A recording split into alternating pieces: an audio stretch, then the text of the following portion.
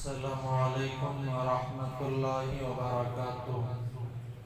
الحمد للہ الواحد المتوحد بالوحدانیت هو اللہ، الفرد المتفرد بالفردانیت هو اللہ، العزیز المتعزز بالعزت هو اللہ، القدیر المقتدر بالقدرة هو الله، قبل كل شيء هو الله، بعد كل شيء هو الله، الأول هو الله، والآخر هو الله، الظاهر هو الله، والباطن هو الله، أول الأولين هو الله، آخر الآخرين هو الله. أما بعد فأعوذ بالله من الشيطان الرجيم. بسم الله الرحمن الرحيم. يا أيها الذين آمنوا ادخلوا في السلم كافة ولا تتبعوا خطوات الشيطان إنه لكم عدو مبين. وقال تعالى في مقام آخر وجاهدوا في الله حق جهاده. وقال تعالى في مقام آخر ولنبلونكم بشيء من الخوف والجوع ونقص من الأموال والأنفس والثمرات. صدق الله العظيم. وقال النبي صلى الله عليه وسلم العلماء أمناء الذين ما لم يخالطوا الأمراء وإذا هم يخالطوا الأمراء فهم نقوص الدين فاحذروهم. وقال النبي صلى الله عليه وسلم بلغوا عني ولو آية أو كما قال النبي صلى الله عليه وسلم. اللهم صل على محمد وعلى آل محمد كما صليت على إبراهيم وعلى آل إبراهيم إنك حميد مجيد. اللهم بارك على محمد وعلى آل محمد كما باركت على إبراهيم وعلى آل إبراهيم إنك حميد مجيد. محترم سامعین، برادران عزیز، 15 اگست کے تعلق سے اور دوسری بات، مسلمانوں کو کامیابی کس طریقے سے ملے گی، اس تعلق سے کچھ ضروری باتیں عرض کرنی ہے۔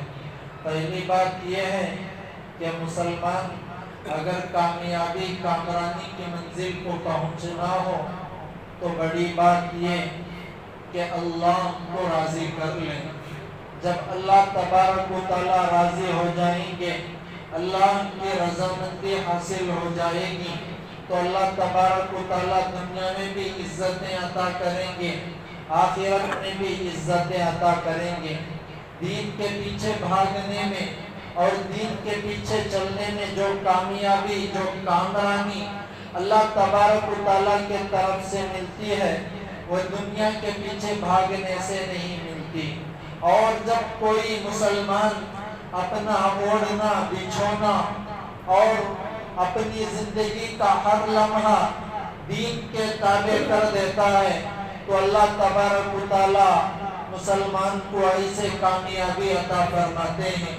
اس لیے کہ اللہ تبارک و تعالیٰ کا یہ اعلان ہے وَلِلَّهِ الْعِزَّةُ وَلِرَسُولِهِ، عزت اللہ کے لیے، عزت اللہ کے رسول کے لیے، وَلِلْمُؤْمِنِينَ اور مومنین کے واسطے ہے۔ اب غور کریں، جب مسلمان دین کے پیچھے بھاگے، دین کے پیچھے چلے، دین کے ہر لمحہ ہمارا دین بن جائے تو ایسے موقع پر ہم کامل مومن بن جائیں گے۔ جب ہم کامل مومن بن جائیں تو اللہ تبارک و تعالیٰ کا یہ لان ایسے ہی لوگوں کے واسطے ہے وَلِلَّهِ الْعِزَّةُ وَلِرَسُولِهِ وَلِلْمُؤْمِنِينَ، عزت اللہ کے لیے، اللہ کے رسول کے لیے تو مومنین کے لیے۔ تو غور کریں، اگر کامیاب ہونا ہو تو ہمیں گناہوں سے بچنا ہوگا، دین کے اوپر 100% چلنا ہوگا۔ جب مسلمان دین کے اوپر 100% چلیں گے تو اللہ تبارک و تعالیٰ ایسی کامیابی دلائیں گے جس کے بارے میں ہم غور بھی نہیں کر سکتے۔ کتابوں میں حضرت پیر ذوالفقار یہ بات لکھ کر ہیں، ایک مرتبہ ایک انگریز اجمیر آیا، واپس جا کر اس نے یہ بات لکھی کہ ہم نے اب تک زندہ لوگوں پر حکومت کرتے دیکھا تھا، مگر یہاں ایک آدمی ایسا ہے جو دنیا سے پردہ کر چکا ہے مگر زندہ دلوں لوگوں کے اوپر حکومت کر رہا ہے۔ تو اس سے ہمیں سبق ملتا ہے ساتھی، جب ہم ایمان کے اوپر چل کر دنیا سے بھی رخصت ہو جائیں مگر اللہ تبارک و تعالی ہماری عزت تک بھی برقرار رکھیں گے۔ شرط یہ ہے کہ گناہوں سے بچا جائے، دین پر چلا جائے، اور گناہوں سے بچنے کے واسطے بڑی بات یہ ہے کہ ہم خاص طور پر اللہ کا ڈر اپنے دل کے اندر پیدا کریں۔ حضرت اشرف علی تھانوی رحمت اللہ علیہ لکھتے ہیں کہ گناہ دو قسم کے ہیں، ایک گناہ جا سے تعلق رکھنے والا، دوسرا گناہ باہر سے تعلق رکھنے والا۔ پھر حضرت نے تفصیل بیان کی کہ جا سے جو گناہ تعلق رکھتا ہے وہ یہ ہے کہ آدمی اپنے اندر اپنے نفس کو کنٹرول کرے، یعنی دل کے اندر سے اگر کبر ہو، اگر عہدے کی خواہش ہو تو اس عہدے کی خواہش کو، اس کبر کو اپنے دل سے نکال دیں، تب آدمی بن سکتا ہے۔ پھر حضرت نے آگے بات لکھی ہے کہ بعض سے تعلق رکھنے والے گناہ کے بارے میں کہ یہ شہوت سے تعلق رکھتا ہے، کہ آدمی کا دل کرے کہ میں برا کام کروں، آدمی کا دل کرے کہ میں شراب پیوں، یہ برے کام ہیں۔ مگر حضرت ذوالفقار لکھتے ہیں کہ دونوں گناہ ہیں، مگر ان گناہوں میں بھی بڑا گناہ جا سے تعلق رکھنے والا ہے، یعنی اپنے دل کے اندر کسی کے بارے میں حقارت کو لانا اور اپنے آپ کو بڑا تصور کرنا، یہ گناہ باہ کے گناہ سے بھی بڑا گناہ ہوتا ہے۔ اس لیے اللہ کے نبی صلی اللہ علیہ وسلم نے فرمایا، کسی کے دل میں رائی کے دانے کے برابر بھی کبر ہوگا تو ایسا شخص جنت میں داخل نہیں ہو سکتا۔ تو غور کریں، یہ تکبر، یہ گھمنڈ، یہ فخر، یہ انانیت کوئی معمولی گناہ نہیں ہے۔ حضرت عمر رضی اللہ تعالیٰ عنہ اتنے بڑے مخلص آدمی تھے جن کے بارے میں اللہ کے نبی نے بھی تعریف کی، مگر اتنے بڑے ہونے کے باوجود بھی دعا کیا کرتے تھے، اللہم اجعلنی فی عینی صغیرہ، اللہ مجھے میری آنکھوں میں چھوٹا کر دے۔ دیکھیں، لوگوں کو اپنی نظروں سے گرانا یا لوگوں کی نظر سے خود گر جانا یہ کوئی بڑی بات نہیں ہے، بلکہ اپنے آپ کو اپنی نظر سے گرانا یہ بہت بڑی بات ہوا کرتی ہے۔ تو اس لیے اگر دل کے اندر گھمنڈ، تکبر آ جائے، ہمیشہ دعا کا اہتمام کریں، اللہ مجھے میری نظر میں چھوٹا بنا دے۔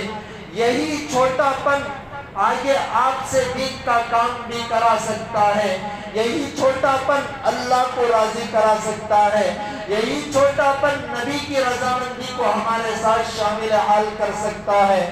تو گناہ سے بچا جائے، نیکیوں کو مضبوطی سے پکڑا جائے۔ جب گناہ سے بچا جائے گا، نیکیوں کا دامن پکڑا جائے گا، اللہ تبارک و تعالیٰ کامیابی کی منزل کو پہنچائیں گے۔ اس لیے کہ اللہ تبارک و تعالیٰ کا یہ اعلان ہے، وَلَا تَهِنُوا وَلَا تَحْزَنُوا وَأَنْتُمُ الْأَعْلَوْنَ، مسلمانوں تمہیں غم کرنا نہیں، تمہیں پریشان ہونا نہیں، تم ہی سر بلند رہو گے، ان کنتم مومنین، اگر تم سچے پکے مومن بن جاؤ گے۔ تو ہمیں سچا پکا مومن بننا ہے۔ حالات تو آتے ہیں، اللہ نے قرآن میں اعلان کیا، وَلَنَبْلُوَنَّكُمْ بِشَيْءٍ مِّنَ الْخَوْفِ وَالْجُوعِ، کہ ہم تمہیں آزمائیں گے، کبھی بھوک سے، کبھی خوف سے، وَنَقْصٍ مِّنَ الْأَمْوَالِ، مال کی کمی کر کر، وَالْأَنفُسِ وَالثَّمَرَاتِ، کبھی جان پر بھی بوجھ آئے گا، کبھی پھلوں میں بھی بوجھ آئے گا، ہم تمہیں آزمائیں گے۔ وَبَشِّرِ الصَّابِرِينَ، اور خوشخبری ان لوگوں کے لیے ہے جو ان حالات میں، ان کٹھن حالات میں بھی صبر سے کام لیتے ہیں۔ اب غور کرے ساتھی، صبر یہ ایک بہت بڑی چیز ہے۔ صبر ہونا ہو تو قربانی ضروری ہے، قربانی کے بغیر بھی جلدی صبر نہیں آ سکتا، اور قربانی اتنی عظیم الشان نعمت ہے جو دین پر چلنے کا جذبہ پیدا کرتی ہے، اور قربانی کے ساتھ ساتھ اچھی صحبت ہوگی، یہ دین ہمارے اندر آسانی سے آ سکتا ہے۔ صحابہ کے اندر دین آیا تو نبی کی صحبت سے آیا۔ صحبت اچھی اختیار کرنا حد درجہ ضروری ہے، اور قربانی دین کا جذبہ ہمارے اندر پیدا کر سکتی ہے، تو اس لیے بڑی چیز ہے کہ قربانی دینا پڑے گا۔ یہی قربانی ہمیں کامیابی، کامرانی کی منزل کو پہنچا سکتی ہے۔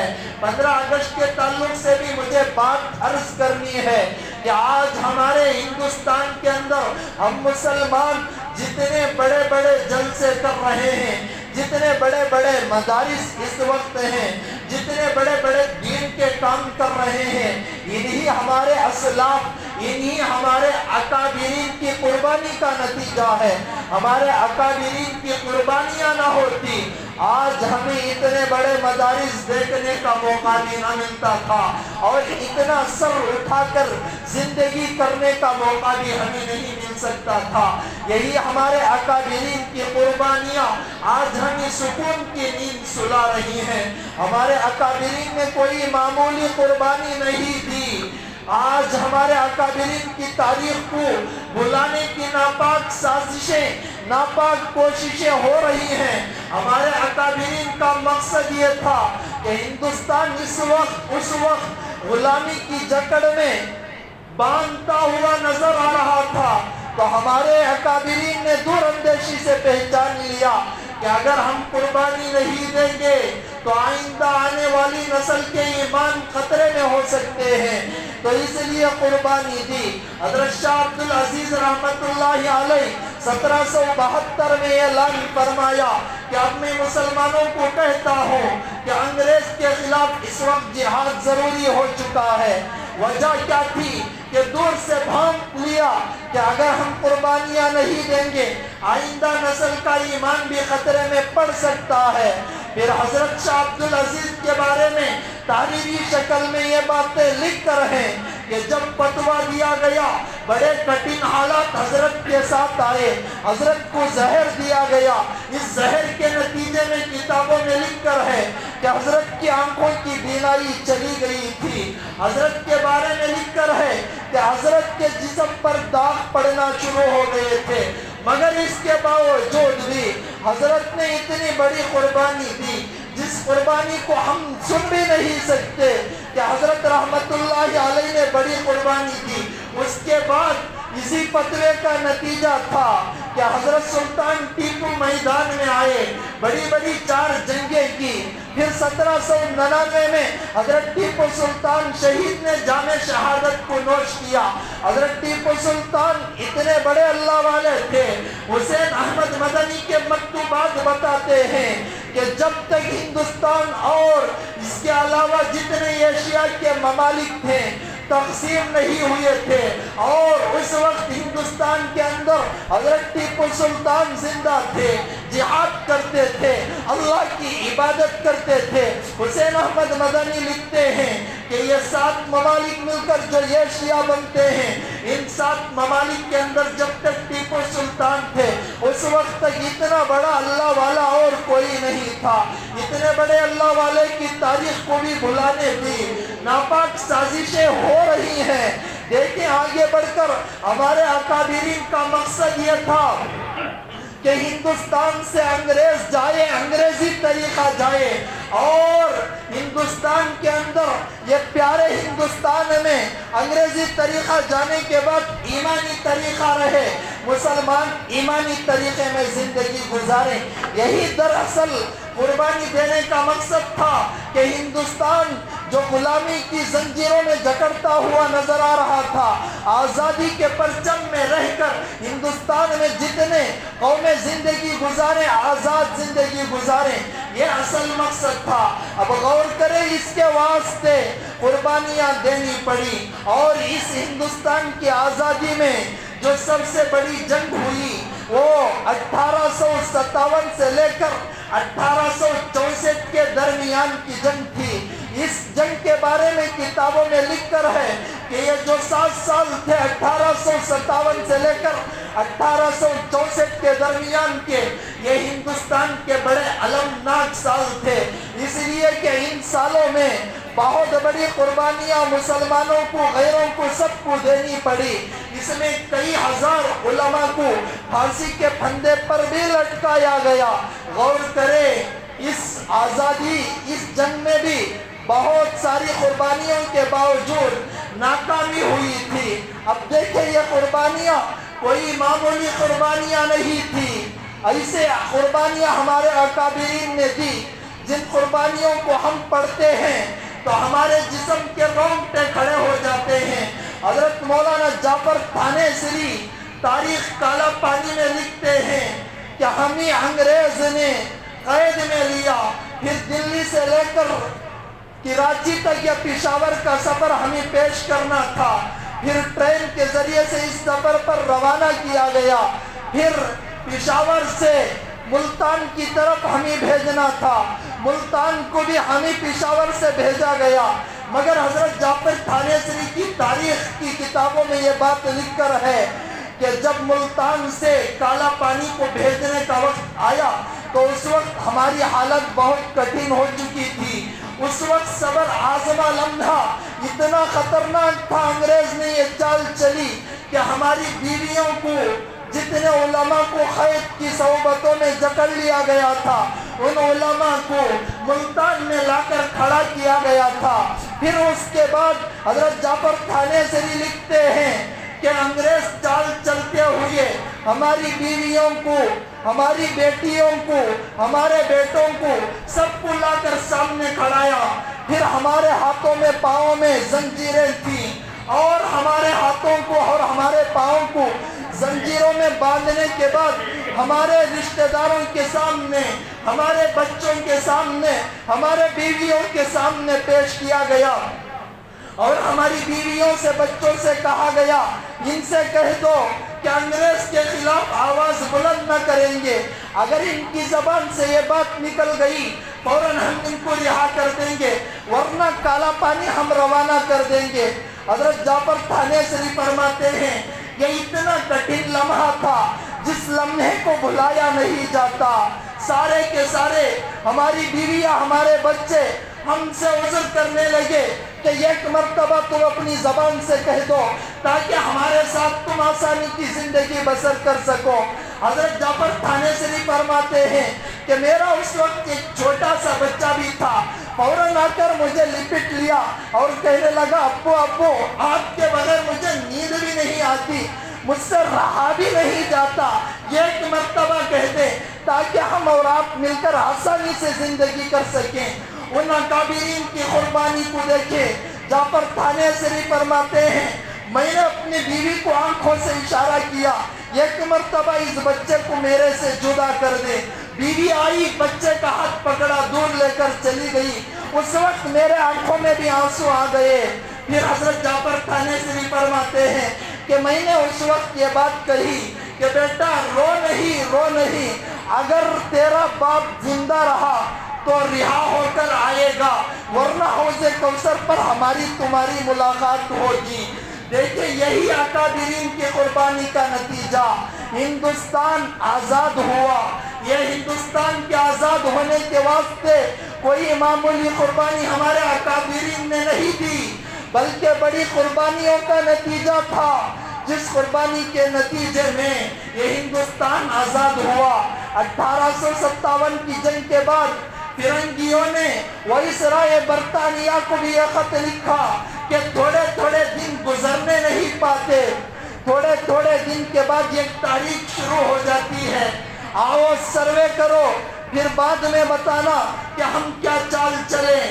وائسرائے برطانیہ سے ایک وفد آیا اور وہاں کے مبصرین نے غور کیا، پھر اس کے بعد انہوں نے اپنے انگریزوں سے یہ بات کی کہ دیکھو 3 باتوں پر عمل کر لینا جس کے نتیجے میں اس ہندوستان کے اندر انگریزی حکومت ہو سکتی ہے۔ پھر پہلی رائے انہوں نے یہ دی کہ دیکھو ان سے قرآن کریم کو چھین لیا جائے۔ دوسری بات انہوں نے یہ کی کہ ان کے علماء کو ختم کر دیا جائے۔ تیسری بات انہوں نے یہ کی کہ ان کو انگریزی تعلیم اس طریقے سے دو کہ اپنے رنگ میں ان کو رنگ لو۔ پھر انہوں نے پختہ ارادہ کیا، سب سے پہلے علماء کو ختم کرنے کا ارادہ کیا۔ کتابوں میں لکھ کر ہے کہ اس کے بعد دلی سے لے کر پشاور تک کوئی بڑ کا درخت، کوئی پیپل کا درخت ایسا نہیں بچا تھا جس پر ایک عالم کی لاش نہ لٹکتی ہو۔ پھر اس عالم کی لاش کو ایسے ہی چھوڑ دیا جاتا تاکہ دیکھنے والا یہ تمنا کرے کہ کبھی بھی میں عالم نہیں بنوں گا۔ اتنی بڑی قربانی علماء نے دی۔ پھر انہوں نے قرآن کو مسلمانوں سے چھینا۔ پھر انہوں نے اس بات پر عمل کرنے کی تیاری شروع کر دی کہ انگریزوں نے یہ بات لی تھی کہ ان کو انگریزی تعلیم اس طریقے سے دو، اپنے رنگ میں رنگ لو۔ اس بات کو بغور سنو میرے ساتھی، ان کی یہ بات تھی کہ انگریزی تعلیم اس انداز سے دو کہ اپنے رنگ میں رنگ لینا۔ 1857 سے لے کر 1864 تک جتنے علماء شہید ہوئے تھے ان علماء کی اولاد اس وقت یتیم ہو چکی تھی۔ اب دیکھنا یہ تھا کہ کیا کیا جائے۔ اب جن علماء کی اولاد یتیم ہو چکی تھی تو اس وقت انہوں نے یہ چال چلنا شروع کی کہ مدرسے تو بہت سارے بند ہو گئے تھے۔ حضرت شاہ ولی اللہ محدث دہلوی کا مدرسہ رحیمیہ جو بہت بڑا مدرسہ، اس پر بھی بلڈیزر پھرا دیا گیا تھا، اور اس وقت دارالعلوم دیوبند ابھی قائم نہیں ہوا تھا، اور بہت سارے علماء اس وقت جیل کی سلاخوں کے پیچھے تھے۔ اور چال یہ چلی گئی کہ اب وہ علماء جو جیل کے سلاخوں کے پیچھے ہیں ان کی رہائی کا وقت آ چکا ہے۔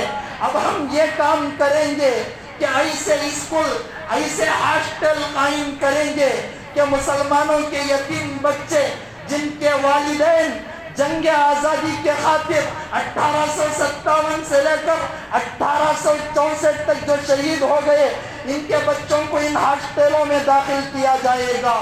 مفت میں کپڑے بھی دیے جائیں گے، مفت میں کھانا بھی دیا جائے گا، مفت میں رہن سہن بھی ہوگا، اور مفت میں تعلیم بھی ہوگی۔ دراصل ان کا مقصد یہ تھا کہ ہم ان کو انگریزی طریقہ دے کر ان کے ایمان کو سلب کر لیں، مگر ہم علماء کی جوتیوں پر قربان ہو جائیں۔ جیل سے رہا ہو کر آئے، 1866 میں دارالعلوم دیوبند کی بنیاد رکھنے کی بات ہوئی۔ بعد میں مدارس کے قیام کا وجود شروع ہو گیا کہ اس میں غریب نادر طلبہ جو یتیم ہیں، جن کے والدین بچوں کی کفالت نہیں کر سکتے، ایسے بچوں کو لے جا کر ان مدارس میں داخل کر دیا جائے گا تاکہ بچوں کا ایمان محفوظ رہے۔ تو غور کریں، یہ مدارس کوئی معمولی چیز نہیں ہے۔ بعد میں انگریز کمزور ہوتا گیا۔ اب غور کریں میرے ساتھی، 1947 آیا، 1947 آیا، ہندوستان آزادی کے پرچم پر ٹھہرا، اور اس وقت ہندوستان کے اندر آزادی کا ایک شعور بلند ہوا۔ تو اس کے پیچھے ہمارے اکابرین کی کوئی معمولی قربانیاں نہیں ہیں۔ اب مجھے آگے یہ بات عرض کرنا ہے، یہ جنگ آزادی ہوئی اور ہندوستان کے اندر مسلمانوں کی، غیروں کی، خاص طور پر ہمارے اکابرین کی قربانی کا نتیجہ یہ ہندوستان آزاد ہوا، ورنہ یہی انگریزوں کی غلامی آج بھی ہمیں کرنا پڑتا اگر یہ ہمارے اکابرین اپنی جانوں کا نذرانہ پیش نہ کرتے، یہ اکابرین اپنی بیویوں کو بیوہ نہ کرتے، یہ اکابرین اپنے بچوں کو یتیم نہ کرتے، یہ اکابرین اپنے رشتہ داروں کو نہ چھوڑتے۔ اگر یہ اکابرین حضرت ٹیپو سلطان جیسے بہادر انگریز سے ہاتھ ملا لیتے، آج بھی ہم انگریز کے غلام ہو کر بیٹھنا پڑتا۔ مگر جب ہندوستان آزاد ہوا، آج ہم آزادی کے بعد دیکھ رہے ہیں، یہی کہا جا رہا ہے کہ ہندوستان کے اندر تمہارا حق نہیں ہے، ہم تمہیں دوسرے درجے کے شہری بنا کر ہی سانس لیں گے۔ ساتھی ہمارے اکابرین کی قربانیوں کو دیکھیں، ہندوستان کی آزادی کے واسطے اور ہندوستان کو جو ماڈل بہترین چیزیں دی ہیں تو ہمارے اکابرین نے دی۔ تاج محل دیا تو یہی ہمارے اکابرین میں سے شاہ جہاں نے دیا۔ اگر اس ہندوستان کی آزادی کے واسطے اس وقت بڑا پیسہ خرچ کرنے کا وقت آیا، حاجی سیٹھ عثمان نے کیا، اور اس ہندوستان کی آزادی کے وقت جو پرچم، جو جھنڈا لہرایا جاتا ہے، اس کی ڈیزائن کوئی دیا تو مسلمان عورت سریا نے دیا۔ اور ہمارے ہندوستان کی محبت میں جو قومی ترانہ بہترین انداز سے پڑھا جاتا ہے، جس کے بارے میں ہم علامہ اقبال کو یاد کرتے ہیں، جن کو ہم 6 بر اعظم کا شاعر بھی کہے وہ بھی کم ہے، اتنا بڑے بہترین انداز سے یہ ترانہ دیا جس کی کوئی حد نہیں۔ آج یہ محبت میں سب جگہ ترانہ گایا جاتا ہے، اور اگر اس ہندوستان کی آزادی کے واسطے سب سے بڑا رول جو جام شہادت نوش کر کے دیا تو وہ ٹیپو سلطان ہے، مگر آج ہندوستان کی تاریخ ہی کو بھلانے کی ناپاک سازشیں، ناپاک کوششیں اس وقت ہو رہی ہیں۔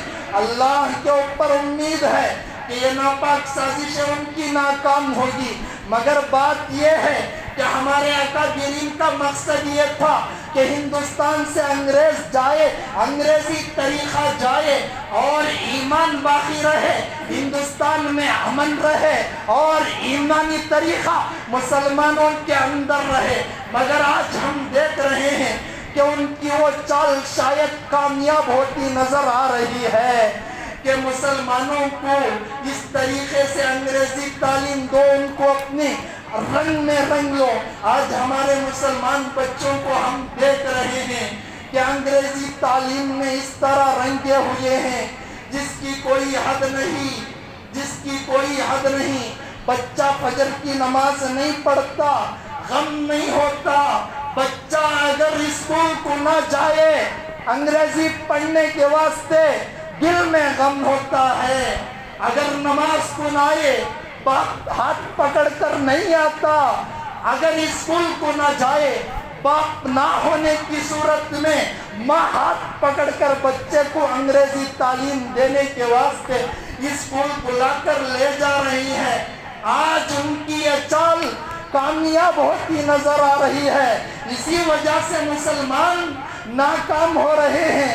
مسلمانوں کے مدارس کو دیکھو، 1000% میں 1000 میں سے 1% بچے آج مدرسے میں تعلیم حاصل کر رہے ہیں۔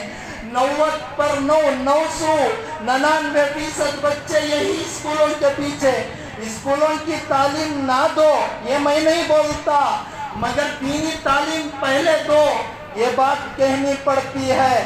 آج اگر کوئی باتونی آدمی ہمارے نوجوانوں کو مل جائے، نوجوانوں کے ایمان کو کمزور کر دے گا، اس لیے کہ ہمارے نوجوانوں کے پاس جو ایمان ہے، جو تعلیم ہے دینی، یہ بھی سنی سنائی تعلیم ہے۔ سنی سنائی بات کی جڑیں گہری نہیں ہوا کرتی ساتھی، بات پر غور کریں۔ اگر کوئی باتونی آدمی مل گیا ہمارے ایمان کا بھی خطرہ ہو جائے گا۔ آج اسکول میں بچے کو داخل کر رہے ہیں، اسکول کے اندر وندے ماترم بھی پڑھایا جا رہا ہے جس میں شرکیہ الفاظ ہیں۔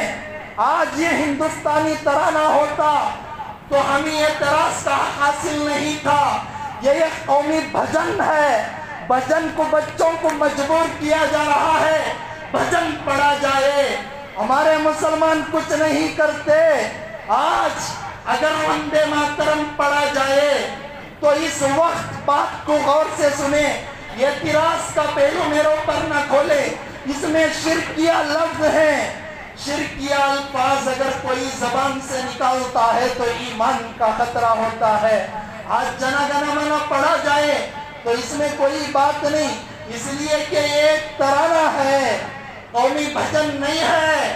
اور سارے جہاں سے اچھا یہ ایک ترانہ ہے، قومی بھجن نہیں ہے، مگر وندے ماترم کو پڑھایا جاتا ہے۔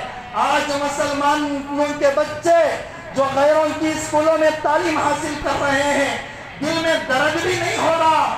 کیوں درد ہوگا جبکہ ایمان کی فکر نہیں ہے۔ حضرت عمر رضی اللہ تعالیٰ عنہ نے ایک جنگ کے موقع پر یا کسی اور موقع پر فرمایا تھا کہ ہم ذلیل تھے، مگر اللہ نے اس دین کی بدولت ہمیں کامیابی دی ہے۔ اگر ہم اس دین کو چھوڑ کر کامیابی تلاش کریں گے، عمر نے فرمایا، اللہ ذلیل کر کر رہیں گے۔ دین کو چھوڑ کر کامیابی چاہ رہے ہیں، کامیابی نہیں ملتی۔ اگر کامیابی ملنا ہو تو دین کو پکڑنا پڑے گا، ورنہ کامیابی نہیں مل سکتی۔ تو بات یہ ہے ساتھی، اپنے بچوں کو کم حالت میں یہ تو تاکید کرے کہ اگر بچہ تو جا رہا ہے اسکول کو جا۔ مسلمان بڑے بڑے مل کر بڑے اسکول بناتے، یہ نوبت شاید نہیں آتی تھی۔ آئی نوبت اس لیے کہ ہم اپنے بچوں کو غیروں کی اسکول میں مجبوراً شامل کرنا پڑا۔ وہاں وندے ماترم بھی پڑھایا جاتا ہے، جنا گنا بنا پڑھو، مگر وندے ماترم نہ پڑھو، بچے کو تاکید کر کر بھیجو۔ اللہ سے دعا کرے اللہ تبارک و تعالیٰ ان باتوں کو سمجھنے کی توفیق دے۔